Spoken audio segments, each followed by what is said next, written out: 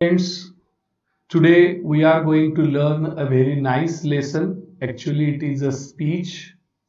The name of the lesson is Let Us March. In Marathi medium and semi medium, the lesson number is 3.4, and for English medium, the lesson number is 2.5. Let us march. काय याचा अर्थ? तर let us go together to free child labor. बालमजुरी थांबविण्यासाठी, बालमजुरीतून मुक्ती देण्यासाठी चला आपण सर्वजण निघूया, चला आपण सर्वजण कामाला लागूया. लेट अस मार्च म्हणजे ऍक्च्युली मोर्चा काढायचा नाहीये. लेटेस्ट मार्च म्हणजे काहीतरी मोर्चा वगैरे करायचा आहे किंवा एनसीसी मध्ये मिलिटरीमध्ये काही मार्चिंग वगैरे असलं काही करायचं आहे, तसं काय करायचं नाहीये. लेटेस्ट मार्च म्हणजे काय? Let's go together. चला आपण एकत्रित जाऊया. कशा करता जायचंय सांगा? To free child labour. मुलांना बालमजुरीतून मुक्त करण्यासाठी. लक्षात घ्या. तर या ठिकाणी हा जो बालमजुरीचा प्रकार आहे तो काही प्रमाणामध्ये लक्षात घ्या सर्वत्र असतो. अगदी आपल्याकडेही नसतो अशातला काही भाग नाही. ज्यांचं थोडंसं पॉलिटिकल प्रेशर आहे किंवा ज्यांचं थोडंसं आर्थिकदृष्ट्या सुबत्ता आहे, हे लोक अजूनही लक्षात घ्या थोडंफार ह्या बालमजुरीमध्ये असतात. म्हणजे सर्वसाधारणपणे असं गृहीत धरा, एक उदाहरण सांगतो आपल्या भागामधलं, की एखादं कुटुंब आहे असं गृहीत धरा आणि जे कुटुंब शेतावरती वगैरे काम करतंय आणि लक्षात घ्या त्याच्याकडे काही प्रॉपर्टी नाहीये. त्याच्याकडे काही प्रॉपर्टी नाहीये आणि लक्षात घ्या तो मजुरी करतोय, मजुरी घेतोय आणि लक्षात घ्या या ठिकाणी आपलं पोट पाणी चालवतोय असं लक्षात घ्या. पण आता त्याच्या मुलीचं लग्न आहे.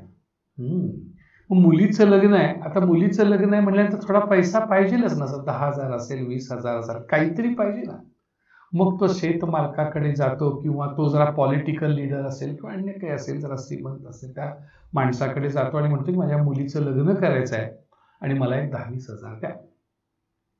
तो मालक काय म्हणतो? हरकत नाही, तुला देतो बाबा, पण तू काहीतरी तारण गहाण ठेव ना. तो म्हणाल माझ्याकडे काही तारण गहाण ठेवायला नाहीये सर. मग तो म्हणतो की तुझ्या मुलाला ठेव. आपण इथे लक्षात घ्या सर, तुझ्या मुलाला ठेव माझ्याकडे. तुझा मुलगा माझ्याकडे काम करेल घरामध्ये. तो जरी लहान असला तरी काम करेल, भांडी घासेल, धुईल, झाडून काढेल, जे जमेल ते काम करत राहील तो. बरं, त्याला मी पगार देणार नाही आणि मी तुला देणार त्या पैशाला व्याज नाही. बरोबर आहे सर. कारण तो काही मजूर आहे, तो व्याज देऊ शकत नाही. तो म्हणतो की ठीक आहे, घ्या माझा पोरगा. मग अशा प्रकारे लक्षात घ्या त्या मुलाला तिथे त्या मालक घेतो आणि आता वास्तविक एक 2-4 तास काम करणं ठीक आहे, पण असं नाही होत. खूप राबवून घेतात. 12-12, 14-14, 16-16 तास मारतात, कमी खायला घालतात, त्रास देतात, तोडून बोलतात. मग यातून समजा एखाद्या वेळेस तो मुलगा पळून पण जातो, पण पळून गेला तर पोलीस यांचेच ना. जे कोण पॉलिटिकल लीडर्स आहेत किंवा जे कोण श्रीमंत आहेत, मग पोलिसांच्याकडे ते पळून गेला की पोलिसांना कळवतात की आमच्या घरातलं 10 तोळे दागिने चोरून पळून गेला. मग त्याला आणतात. मग आणल्यानंतर लक्षात घ्या पुन्हा त्या घेऊन येतात. मग आता हे जेलमध्ये बसण्यापेक्षा मग ते सांगते की हा तुझा मी काही चोरीचा आळा आहे तो मागे घेतो, पण इथनं हा पळून जायचा नाही. अशा प्रकारे लक्षात घ्या तो अर्ज चोरीचा परत घेतला जातो, पुन्हा तो या ठिकाणी बालमजूर म्हणून काम करायला लागतो. मग अशा प्रकारची गुलामगिरीची पद्धत सुरू होते. बाप जोपर्यंत 10,000 20,000 घेतलेले परत देत नाही तोपर्यंत लक्षात घ्या तो मुलगा तिथं मजूर म्हणून काम करत राहतो. बरोबर लक्षात घ्या. त्यानं लग्न जर केलं त्याचं चुकून त्या मालकानं, तर त्याचा होणारा मुलगा देखील तिथंच काम करत राहतो, तोही गुलामासारखा काम करत राहतो. दिस इज नोन ॲज द स्लॅव्हरी. काही भागामध्ये आपल्याकडे आहे बरं का, अजूनही काही भागामध्ये आहे. लक्षात घ्या. तर म्हणजे मी स्वतः पाहिलेली आहे. लक्षात घ्या. हे मी तुम्हाला सांगत असताना म्हणजे मी अगदी कोणाचं ऐकून वगैरे बोलतोय अशातला काही भाग नाही आहे. म्हणजे मी पाहिलेलं आहे की लोकांनी खोट्या तक्रारी पोलिसांच्या दिल्या आहेत की दागिने चोरले म्हणून वगैरे. मी जे तुम्हाला सांगतोय ट्रूथ आहे. लक्षात घ्या. म्हणजे अशा प्रकारे हा बालमजुरी होते आणि खूप आहे. म्हणजे ह्या मुलांना, खरं तर ह्या मुलांचा हक्क आहे की नाही सांगा? मुलांना जगण्याचा हक्क आहे.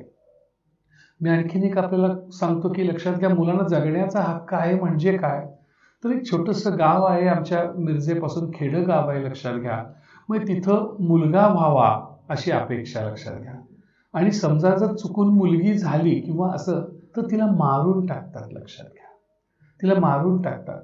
किंवा एखाद्या लग्ना अगोदर काही संबंधामधून वगैरे असं एखादं, पूर्वीच्या काही गर्भपाताची पद्धती इतकी रूढ नव्हती, मग तर त्यावेळेला लक्षात घ्या तिला मांजर घरामध्ये ठेवायचं, मांजर घरामध्ये असं अंधार कोठडीमध्ये, कारण तिचं पोट कुणाला दिसू नये म्हणून, लक्षात घ्या. आणि जेव्हा तिनं बाळाला जन्म दिला तर त्यावेळेला त्या घरातल्या आजीनं त्या जन्मलेल्या बाळाच्या तोंडावर पाय ठेवला, कारण त्या बाळाचं, लक्षात घ्या, रडणं ऐकू येऊ नये म्हणून, आणि त्या बाळाला मारून टाकलं. हे लक्षात घ्या. म्हणजे ह्याला काय आहे की मुलांना जगण्याचा हक्क, the children has right to live, मुलांना जगण्याचा हक्क आहे. मुलांना, लक्षात घ्या, शिकण्याचा हक्क आहे. मुलांना स्वातंत्र्याने राहण्याचा हक्क आहे. पण हे जेव्हा सगळं काढून घेतलं जातं तेव्हा एक गुलामगिरीची प्रथा निर्माण होते. अमेरिकेमध्ये तर गुलामगिरीची प्रथाच होती, नाही का? अब्राहम लिंकननी, लक्षात घ्या, त्याच्या विरोधात काम केलं म्हणून अब्राहम लिंकन, लक्षात घ्या, मारले गेले, लक्षात घ्या. त्यांचा खून केला गेला महात्मा गांधींच्या सारखा.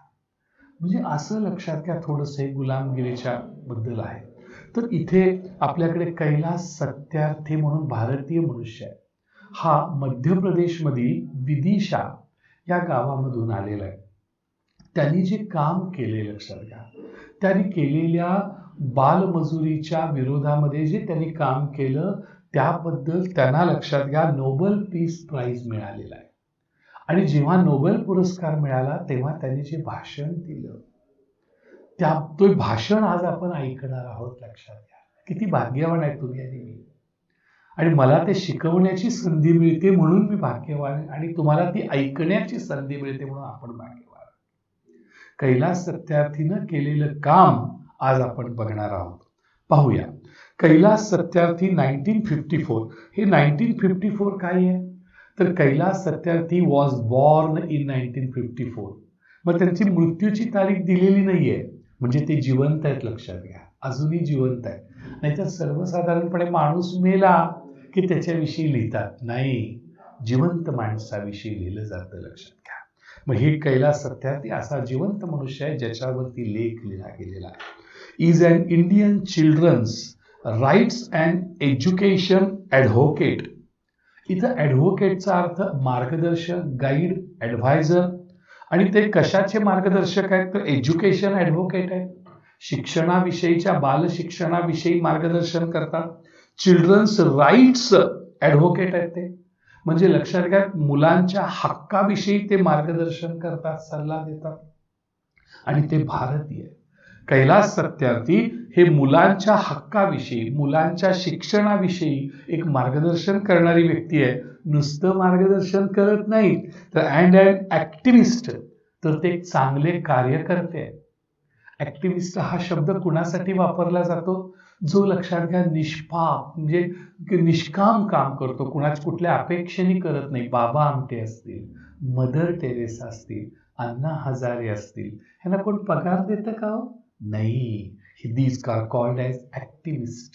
एक कार्यकर्ता आहेत, लक्षात घ्या, हाडाचे कार्यकर्ते आहेत ते, अगेन्स्ट चाइल्ड लेबर. आणि त्यांनी बालमजुरी विरुद्ध या ठिकाणी काम केलेलं आहे.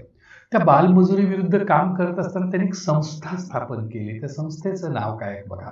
ही फाउंडेड द बचपन बचाव आंदोलन in 1980.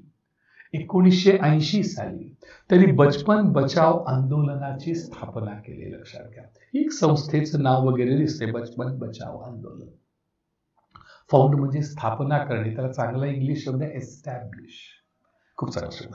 And has acted to protect the rights of more than 83,000 children across 144 countries. आणि त्यांनी, लक्षात घ्या, 144 देशातील 83,000 पेक्षा जास्त मुलांचे हक्कांचं रक्षण करण्यासाठी कृती केलेली आहे.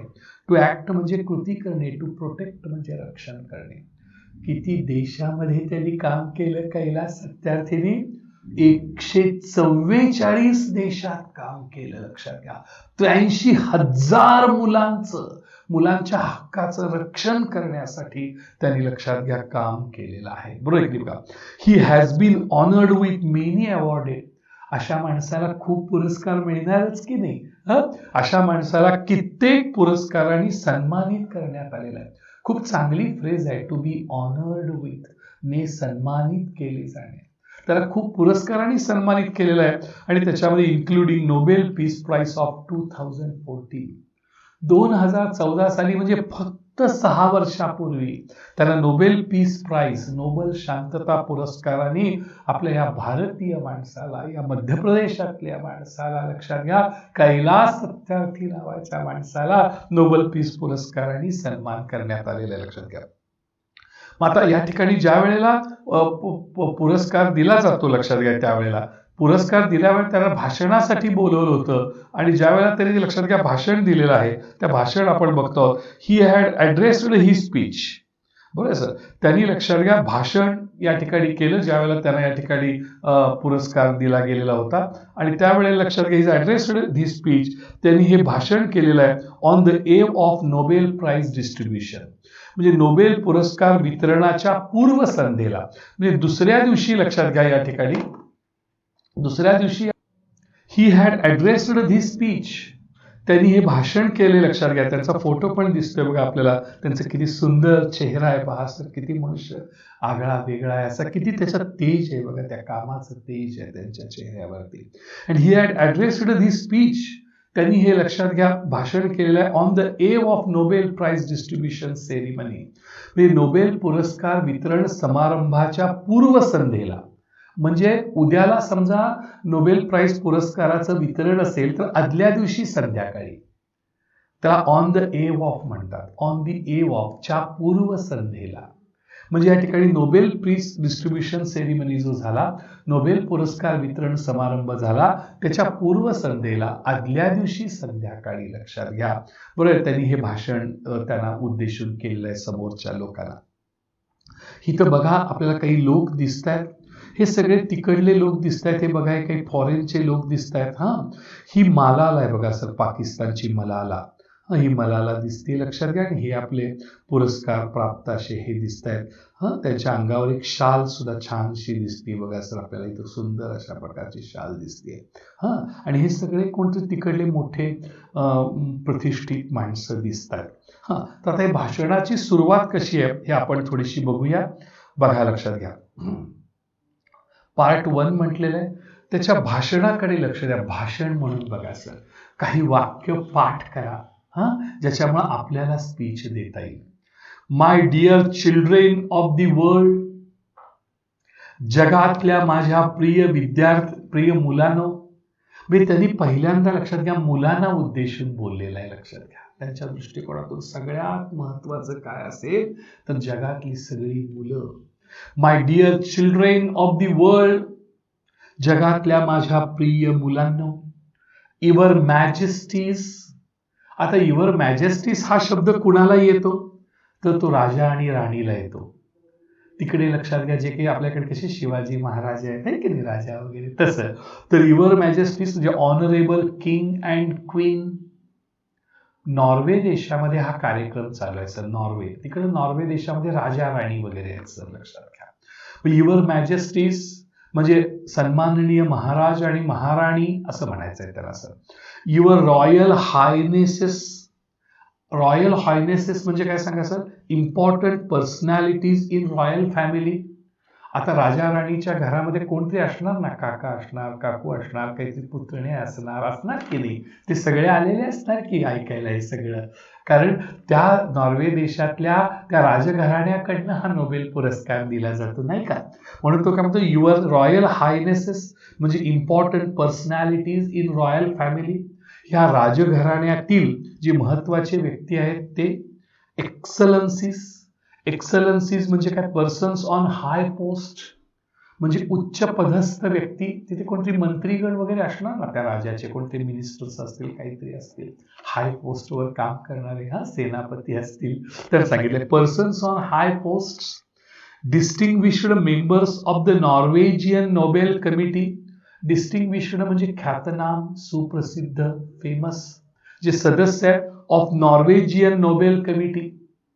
हे जे नॉर्वे नावाचा देश आहे, NORWAY, नॉर्वे नावाच्या देशचे जे नागरिक आहेत, citizens of Norway is non as Norwegian. जसं इंडियामध्ये राहणाऱ्याला इंडियन म्हणतो आपण, सर नॉर्वे देशात राहणाऱ्याला आपण काय म्हणतो सांगा, नॉर्वेजियन असं म्हणतो. नॉर्वेजियन नोबेल कमिटी आणि नॉर्वे देशात असलेली ही जी नोबेल पुरस्कार देणारी जी समिती आहे, त्या समितीचे ख्यातनाम, सुप्रसिद्ध सर्व सदस्य डिअर ब्रदर टॉम हार्किन. हा लक्षात घ्या, हा टॉम हार्किन कोण आहे, तर मी लक्षात घ्या, काल मी गेलो होतो काल गुगलवरती आणि मी सर्च केलं की हा कोण आहे बाबा टॉम हार्किन. तर हा टॉम हार्किन अमेरिकेमधला आहे, लक्षात घ्या सर, USA मधला आहे. आणि हा अमेरिकेमधला सिनेट मेंबर आहे, म्हणजे ज्याला आपण म्हणतो की नाही लोकसभा सदस्य वगैरे, असा सिनेट मेंबर. म्हणजे तिथली जी सिनेट मेंबर आहे तिथला तो त्या संपूर्ण एक मोठा राजकारणी मनुष्य आहे म्हणा, पॉलिटिशियन आहे मोठा Tom हार्किन.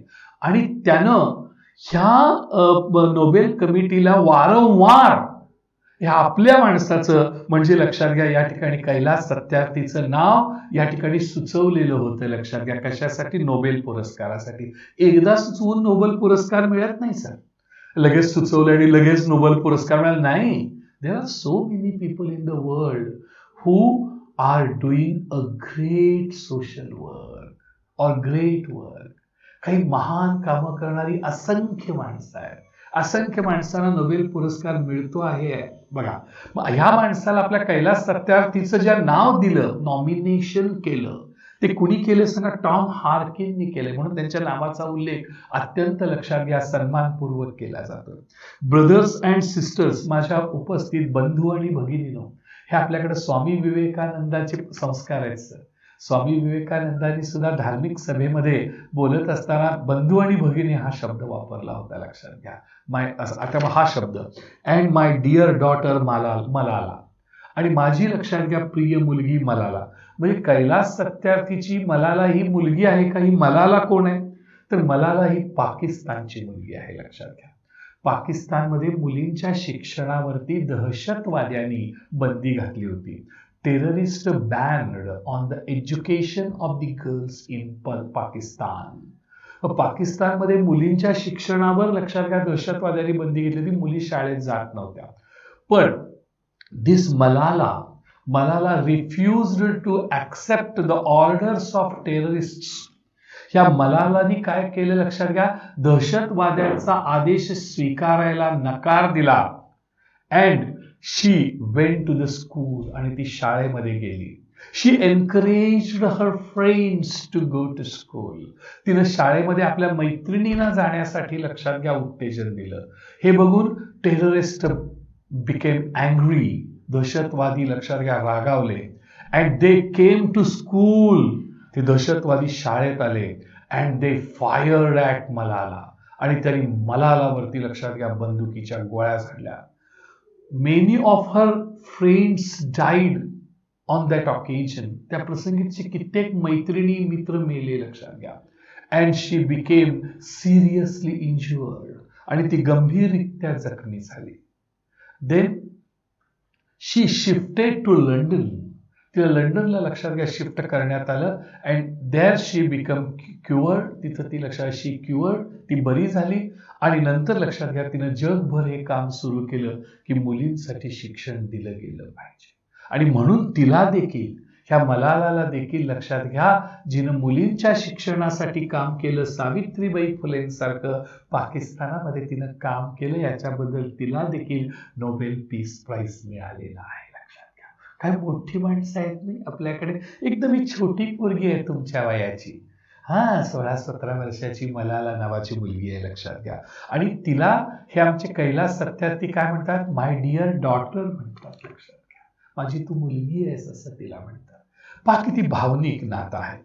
From the podium of peace and humanity, शांतता आणि मानवतेच्या या व्यासपीठावरून, पोडियम याचा अर्थ व्यासपीठ, त्याला इंग्लिश शब्द आहे platform used to give speech. ज्या या प्लॅटफॉर्मवरून मी भाषण करायला लागलोय, ज्या या व्यासपीठावर मी भाषण करायला लागलोय, हे व्यासपीठ कशाचं आहे? शांततेचं आहे, मानवतेचं आहे. लक्षात घ्या. I am deeply honoured. मला अतिशय सन्मान वाटतो आहे.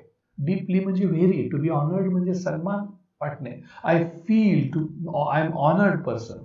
मला खूप असं या ठिकाणी मी सन्मानित झाल्यासारखं वाटते. कशा करता? टू रिसाइट अ मंत्र from the ancient text of wisdom, Vedas.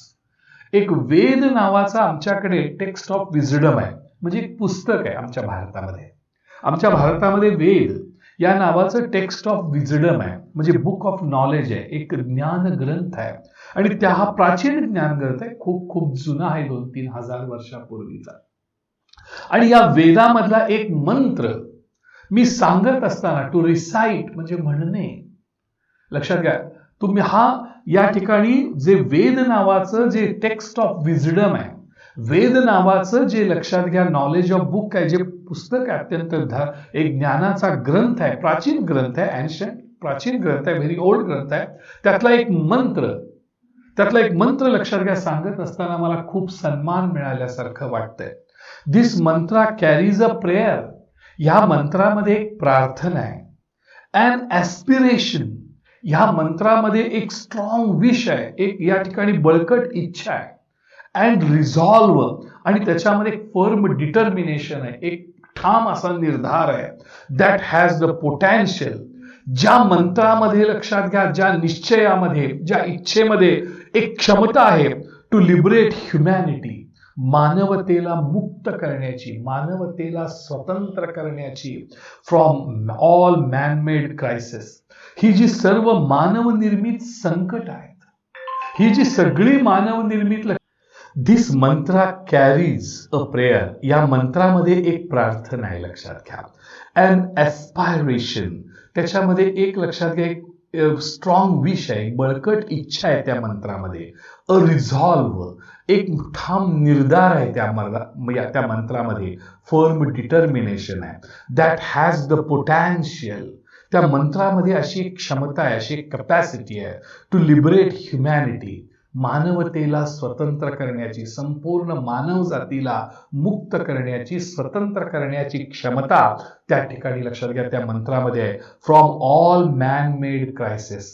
सर्व मानव निर्मित जी संकट आहेत, सर्व जी मानव निर्मित संकट आहेत, या संकटामधून संपूर्ण मानव जातीला स्वतंत्र करण्याची क्षमता या मंत्रामध्ये आहे, त्या ठाम निर्धारामध्ये आहे, त्या बळकट इच्छेमध्ये आहे. अशा प्रकारचा हा जो मंत्र आहे, हा मंत्र वेदांमधून प्राचीन असा ग्रंथ जो आहे, लक्षात घ्या ज्ञानग्रंथ जो आहे वेद नावाचा, त्यातून हा मंत्र मला मिळालाय. आणि हा मंत्र मला तुमच्या समोर म्हणत असताना मला खूप सन्मान असा वाटतो आहे. लक्षात घ्या, मंत्र म्हटलं तर ते पुढे सांगतात, लेटस लक्षात घ्या walk together.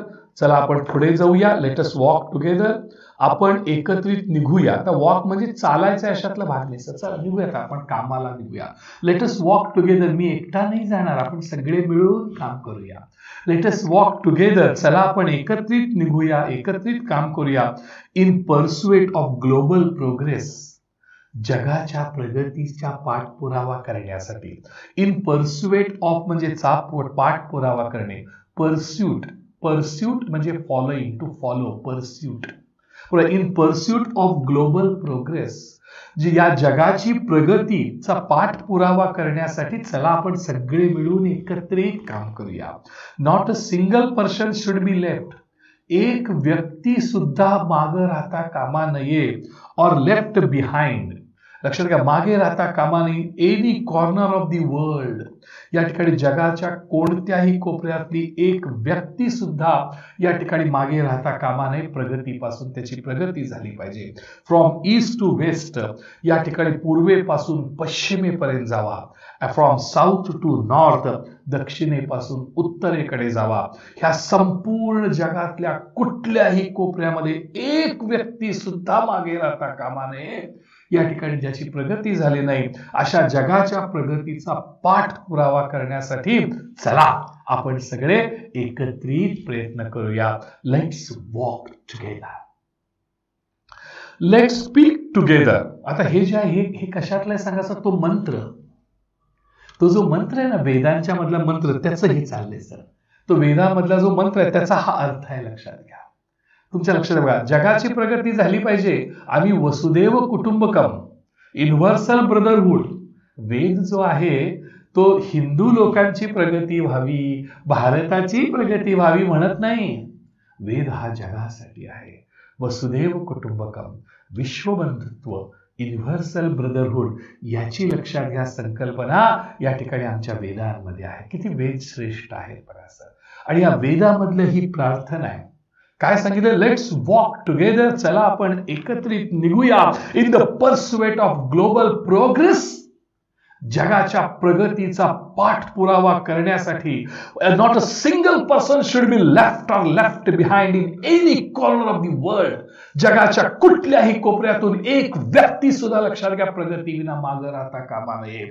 East to west, from south to north, पूर्वेपासून पश्चिमेकडे, दक्षिणेपासून उत्तरेकडे, जगाच्या कुठल्याही कोपऱ्यातून एक व्यक्ती सुद्धा मागे प्रगतीपासून शिल्लक राहता कामा नये. असं आपण या जागतिक प्रगतीचा भारताच्या नाही, हिंदू समाजाच्या नाही, जागतिक प्रगतीचा पाठपुरावा करण्यासाठी चला आपण एकत्र निघूया. हे कशात सांगितलंय, वेदांमध्ये सांगितलंय. लक्षात घ्या, प्राचीन ग्रंथ आहे त्याच्यामधला हा मंत्र आहे. आणखीन काय सांगितलंय, लेट्स स्पीक टुगेदर, चला आपण एकत्र बोलूया. Let our minds come together, आपल्या सगळ्यांची मन एकत्रित येऊ दे. आपण सगळे हिंदू असो, मुसलमान असो, ख्रिश्चन असो, दलित असो, सगळे आपण एकत्र आलं पाहिजे. लक्षात घ्या, सगळ्यांची मन जुळली पाहिजेत. Learning from the experiences of our ancestors, आपल्या पूर्वजांच्या अनुभवातून आपण शिकलं पाहिजे.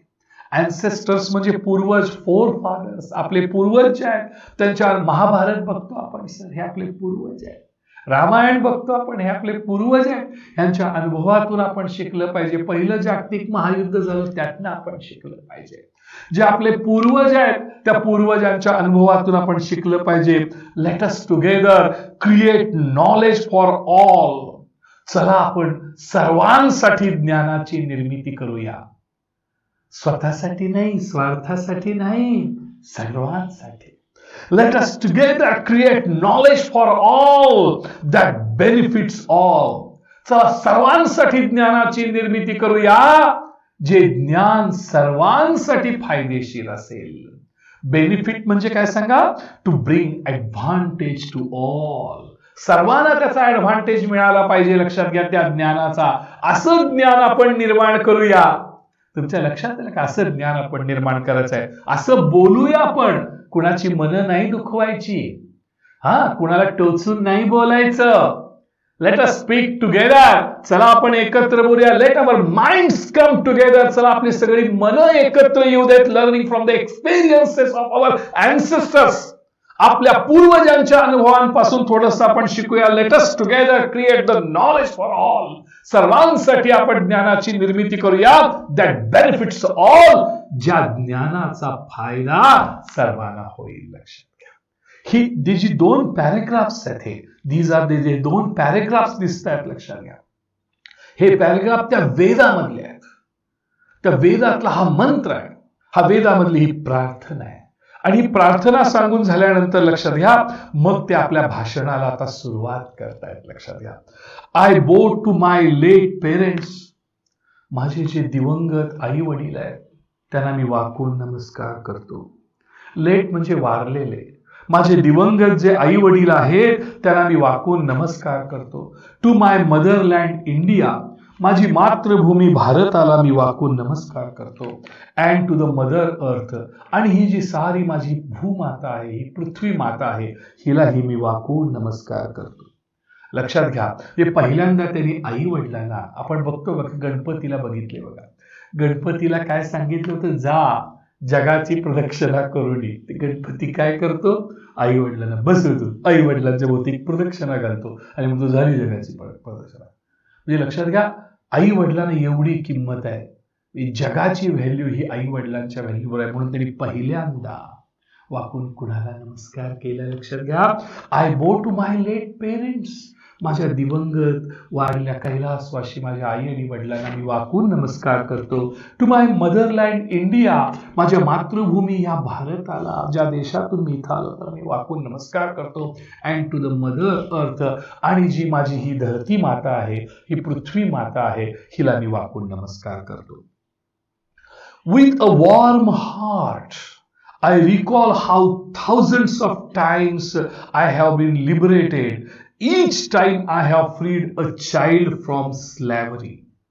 अत्यंत मनापासून, विथ वॉर्म हार्ट. वॉर्म म्हणजे गरम नाही, लक्षात घ्या, हॉट नाही. विथ वॉर्म हार्ट म्हणजे काय, अगदी मनापासून, from the bottom of my heart, अगदी अंतःकरणापासून, अगदी हृदयापासून. आय रिकॉल, मला आठवतंय, हाऊ थाउजंड्स ऑफ टाइम,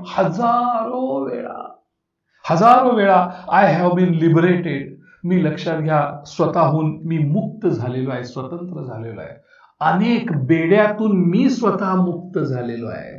हजारो वेळा मी मुक्त झालेलो आहे. Each time I have freed a child from slavery. जेव्हा गुलामगिरीमधून प्रत्येक मुलाला मुक्त करत असताना मी स्वतः मुक्त झालेलो आहे. हजारो वेळा, लक्षात घ्या, मी मुक्त झालेलो आहे. आपण आपल्याच बेड्यात अडकलेलो असतो, लक्षात घ्या.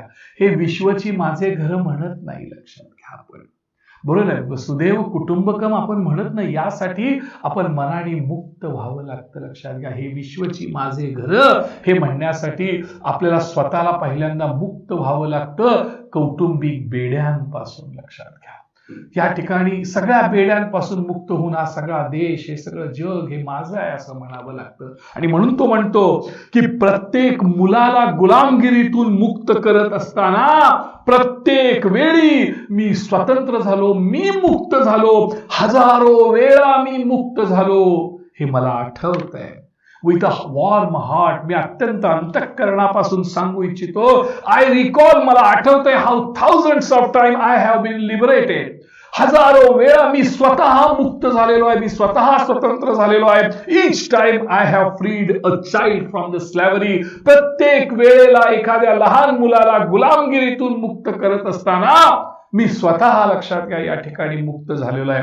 In the first smile of freedom on their beautiful faces I see the God smiling.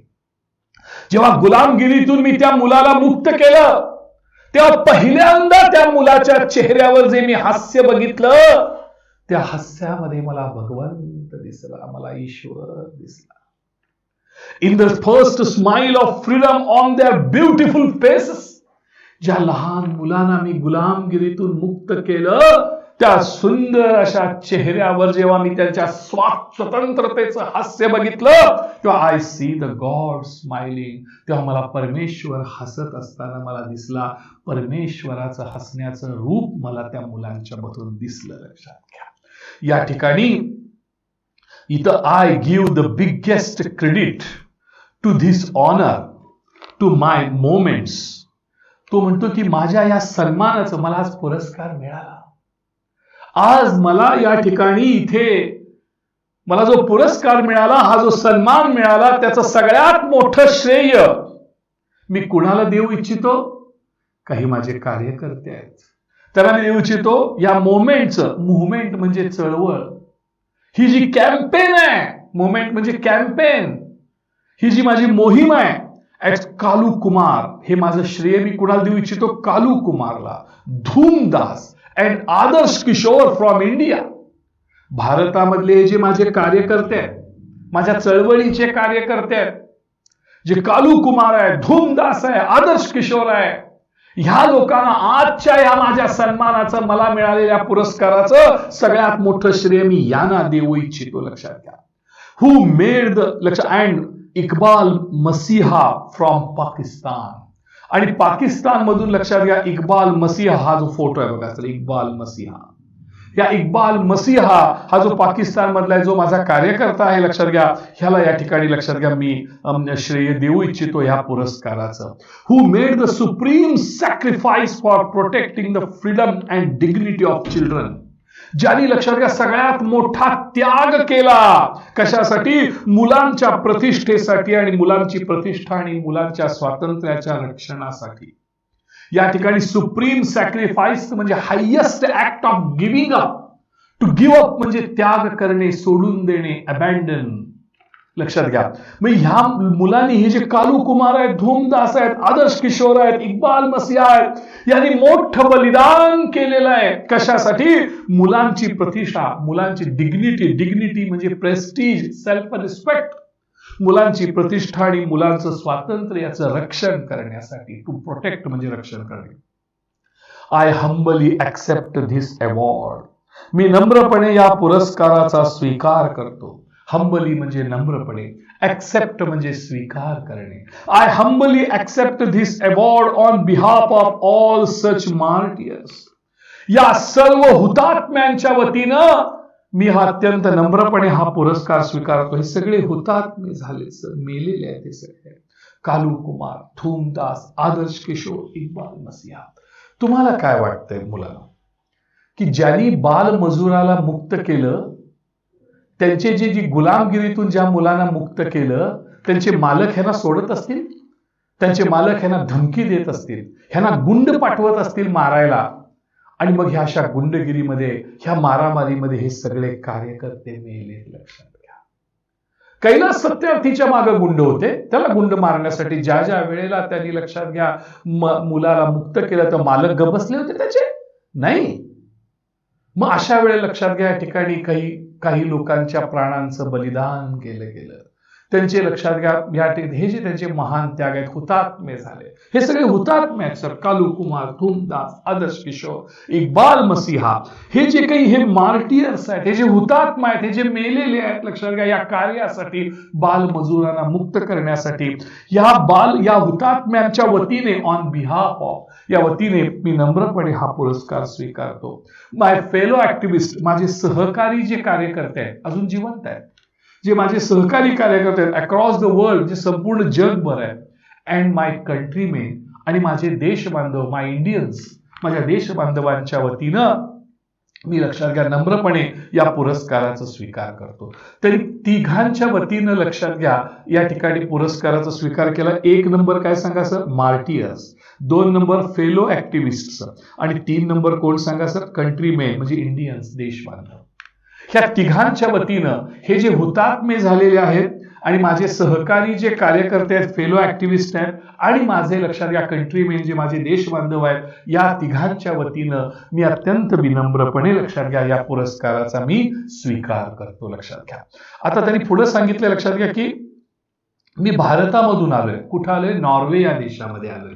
ज्या नॉर्वे या देशानं मला हा पुरस्कार दिलेला आहे. पण त्याच्याविषयी कसं म्हणतात बघा. My journey from the great land. हा माझा प्रवास जो सुरू झाला तो माझ्या भूमीतून झाला, माझ्या भारतातून झाला. And the great land of Lord Buddha, Guru Nanak and Mahatma Gandhi. हा जो महान लँड आहे, महात्मा गांधींची भूमी, लॉर्ड गौतम बुद्धाची भूमी, गुरु नानकांची जी भूमी आहे ती इंडिया, त्या भारतामधून माझा हा प्रवास सुरू झाला, माझ्या ह्या समाजसेवेचा प्रवास सुरू झाला. आणि मी इथं आलो टू नॉर्वे, आणि मी नॉर्वेला इथं आलो. Is a connect between the 2 centres of global peace and brotherhood, ancient and modern. हा जो माझा प्रवास आहे भारतामधून नॉर्वेपर्यंतचा, भारतामधून लक्षात घ्या नॉर्वेपर्यंतचा हा जो माझा प्रवास आहे, ती एक जोड आहे. ती 2 केंद्र जोडणारी जोड आहे, ती जी शांततेचं आणि बंधुत्वाचं जागतिक केंद्र आहे. भारत हे शांतता आणि बंधुत्वाचं जागतिक केंद्र आहे. नॉर्वे हे सुद्धा लक्षात घ्या या ठिकाणी शांततेचं आणि बंधुत्वाचं जागतिक केंद्र आहे. आणि या 2 केंद्रांना जोडणारा, कनेक्ट करणारा हा माझा प्रवास आहे. लक्षात घ्या. आणि त्यातलं एक केंद्र एन्शंट आहे आणि एक केंद्र मॉडर्न आहे. कुठलं एन्शंट आहे? तर इंडिया जे आहे ते एन्शंट सेंटर आहे, ancient centre of global peace and brotherhood. या ठिकाणी लक्षात घ्या भारत जे आहे ते या ठिकाणी जागतिक शांततेचं आणि बंधुत्वाचं प्राचीन केंद्र आहे, एन्शंट सेंटर. आणि नॉर्वे हे मॉडर्न सेंटर आहे. लक्षात घ्या कशाचं? Of global peace and brotherhood. आणि लक्षात घ्या, नॉर्वे हे शांतता आणि बंधुत्वाचं लक्षात घ्या या ठिकाणी मॉडर्न अशा प्रकारचं सेंटर आहे. मी भारतामधून नॉर्वेला आलो. एन्शंट सेंटर पासून मी या ठिकाणी मॉडर्न सेंटर पर्यंत आलो. आणि हा जो काही माझा प्रवास आहे, हा जो माझा जर्नी आहे, ती ह्या दोन केंद्रांना, या जागतिक शांततेच्या या केंद्रांना जोडणारा असा हा माझा प्रवास आहे. या ठिकाणी लक्षात घ्या, तरी पुढे सांगितलं, friends, Nobel committee has generously invited me. मित्रांनो, ह्या नोबेल समितीनं मला मोठ्या मनानं आमंत्रित केलं, निमंत्रण दिलं. टू इन्व्हाइट म्हणजे टू कॉल, जनरसली म्हणजे ब्रॉड माइंडेडली, मोठ्या मनाने, उदार मनाने माझ्यासारख्या सामान्य माणसाला, ह्या राजघराण्यातल्या लोकांनी लक्षात घ्या मला निमंत्रण दिलं टू प्रेझेंट अ लेक्चर, एक व्याख्यान सादर करण्यासाठी. लक्षात घ्या, टू प्रेझेंट म्हणजे सादर करणे, लेक्चर म्हणजे व्याख्यान, आणि एक व्याख्यान सादर करण्यासाठी मला या लोकांनी लक्षात घ्या अत्यंत मोठ्या मनाने निमंत्रण दिलं. रिस्पेक्टफुली, मी अत्यंत आदरपूर्वक सांगू इच्छितो, I am unable to do that. मला असं भाषण वगैरे काही करता येत नाही हो. उत्तम प्रकारचे एखाद्या वक्तृत्व स्पर्धेमध्ये या ठिकाणी चांगलं भाषण करावं असं नाही हो मला करता येत. मी अत्यंत आदरानं सांगू इच्छितो, I am unable to do that. मला काही चांगलं भाषण वगैरे नाही करता येत. बिकॉज, पण लक्षात घ्या, मला आपण बोलावलं, माझ्यासारख्या सामान्य कार्यकर्त्याला आपण बोलावलं, लक्षात घ्या, because I am representing here, मी इथे लक्षात घ्या प्रतिनिधित्व करतोय the sound of silence. The sound of silence म्हणजे लक्षात घ्या unheard request of the deprived. जी वंचित मुलं आहेत, अजून पण जी गुलामगिरीमध्ये आहेत, अजून जी मुलं गुलामगिरीमध्ये आहेत, ज्यांची हाक आमच्यापर्यंत पोहोचलेली नाही, ज्यांची ती मूक हाक आहे, म्हणजे लक्षात घ्या ही जी वंचित मुलांची न ऐकली गेलेली जी हाक आहे, न ऐकली गेलेली जी विनंती आहे, त्याचं प्रतिनिधित्व करण्यासाठी मी इथं आलोय. आम्ही काम करतोय. भले 86,000 लक्षात घ्या मुलांना मी मुक्त केले, पण अजून खूप मुलांना मुक्त करायचं आहे गुलामगिरीतून. आणि ज्या वंचितांची अजून जे गुलामगिरीत आहेत, अशा वंचितांची न ऐकली गेलेली हाक जी आहे, unheard request of the deprived, म्हणजे the sound of silence. The sound of सायलेन्सचं मी प्रतिनिधित्व करतो. द क्राय ऑफ इनोसन्स, निष्पाप लोकांच्या आक्रोशाचं लक्षात घ्या मी प्रतिनिधित्व करतो. And the face of invisibility. The face of invisibility म्हणजे लक्षात घ्या ज्यांची दखल घेतली गेली नाही, अशी दखल न घेतल्या गेलेल्या गरिबांची, दखल न घेतल्या गेलेल्या दुःखांची, अशी खूप गरीब लोक आहेत अजून जे गुलामगिरीमध्ये आहेत, लक्षात घ्या. आणि त्यांची दखल न घेतलेली जी दुःख आहेत, लक्षात घ्या, त्याचं मी प्रतिनिधित्व करतोय. या ठिकाणी ते 3 गोष्टींचं प्रतिनिधित्व करतायत. Number 1 the sound of silence, number 2 the cry of innocence, आणि नंबर 3 द फेस ऑफ इनव्हिजिबिलिटी. 3 गोष्टींचं लक्षात. या ठिकाणी ते म्हणतात की मी इथं कशाचं प्रतिनिधित्व करतोय, लक्षात घ्या द साऊंड ऑफ सायलेन्स. जगभरामध्ये जे वंचित लोक आहेत त्यांची जी न ऐकली गेलेली हाक आहे, ती त्याचं मी इथं प्रतिनिधित्व करतोय. म्हणजे I am representing unheard request of the deprived. वंचित लोकांची न ऐकली गेलेल्या मी हाकेचं या ठिकाणी लक्षात घ्या प्रतिनिधित्व करतोय. द क्राय ऑफ इनोसन्स, निष्पाप लोकांच्या आक्रोशाचं, त्यांचं रडण्याचं मी लक्षात घ्या प्रतिनिधित्व करतोय, ज्या निष्पाप लोक अजूनही गुलामगिरीमध्ये आहेत. अँड द फेस ऑफ इनव्हिजिबिलिटी, आणि ज्या गरीब लोकांची, ज्या गुलामगिरीत असणाऱ्या गरीब लोकांची त्यांची हाक, त्यांची दुःख जी अजून ऐकली गेलेली नाहीत, त्यांचं मी या ठिकाणी इथं प्रतिनिधित्व करतो आहे. I represent millions of those children. मी अशा लाखो लोकांचं प्रतिनिधित्व करतो आहे हु आर लेफ्ट बिहाइंड, जे अजून मागं राहिलेले आहेत, ज्यांची गुलामगिरीतून मुक्तता झालेली नाही. अँड दॅट्स व्हाय, आणि म्हणूनच I have kept an empty chair here as a reminder. एक मी तर रिकामी खुर्ची ठेवलेली आहे स्टेजवर, जी मला आठवण करून देते की या ठिकाणी ह्या मुलांना अजून मुक्त करायचं आहे, ह्या मुलांना अजून मुक्त करायचं आहे, जी मुलं अजूनही गुलामगिरीमध्ये आहे, जी अजून ज्यांची हाक ऐकली गेलेली नाही आहे, ज्यांचा आक्रोश, ज्यांची दुःख अजून पाहिली गेलेली नाही आहे, अशा मुलांना स्वतंत्र करायचं काम आपल्याला करायचं आहे. आणि त्याची आठवण राहावी म्हणून मी या स्टेजवरती आठवण म्हणून एक मोकळी चेअर, एक एम्प्टी चेअर या ठिकाणी ठेवलेली आहे. लक्षात घ्या. I have come here. मी तर का आलोय तुम्हाला माहिती आहे? पुरस्कार स्वीकारण्यासाठी आलो असेल, पण त्याच्यापेक्षा खूप महत्वाचं काय माहिती आहे? I have come here only to share the voices and dreams of our children. आपल्या मुलांची स्वप्न, आपल्या मुलांचा आवाज, आपल्या मुलांचा आक्रोश, आपल्या मुलांची दुःख तुम्हाला सांगण्यासाठी मी इथं आलेलो आहे.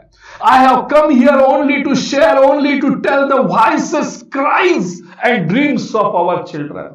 आपल्या मुलांची दुःख, आपल्या मुलांचे आक्रोश, आपल्या मुलांचे आवाज, आपल्या मुलांची स्वप्न मी इथं सांगण्यासाठी आलेलो आहे. Because they are all our children. कारण ती आपली मुलं आहेत, तुमची आमची मुलं आहेत. लक्षात घ्या, ती सर्व तुमची आमची मुलं आहेत. Gesture to everyone in the audience. प्रेक्षकाकडे हात बोट दाखवत असत. ते गेस्चर म्हणजे हातवारे करत, बोट दाखवत. To everyone in the audience. Audience म्हणजे प्रेक्षक.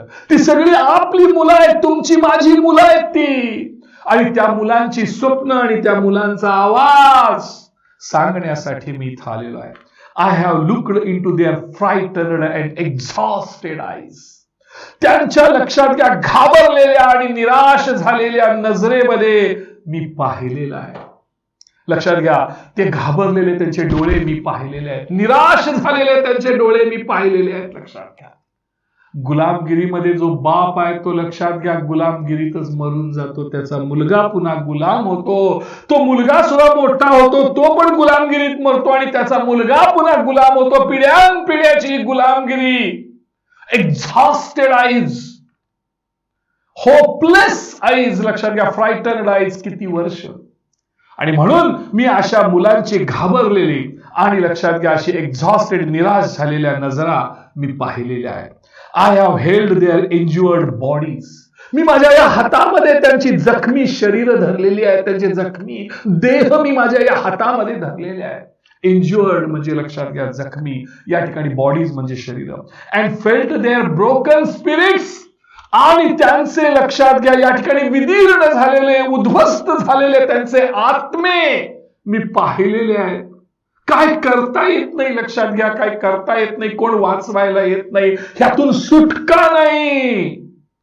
आणि म्हणून त्या जखमी झालेल्या लोकांचे लक्षात घ्या ते शरीर, मृत शरीर मी हातात धरलेली आहेत. इतकं मारतात गुलामगिरीमध्ये ते मालक. लक्षात घ्या, या गुलामात असणाऱ्या मुलांना त्यांचे जखमी शरीर मी माझ्या या हाताने धरलेली आहेत. लक्षात घ्या, त्यांचे उद्ध्वस्त झालेले आत्मे, त्यांच्या घाबरलेल्या नजरा, त्यांच्या निराशवादी त्यांचे डोळे हे मी पाहिलेले आहेत. लक्षात घ्या, ह्या सर्वांची सुटका करण्याची, या सर्वांचा आक्रोश, या सर्वांचा आवाज सांगण्यासाठी मी इथं आलेलो आहे.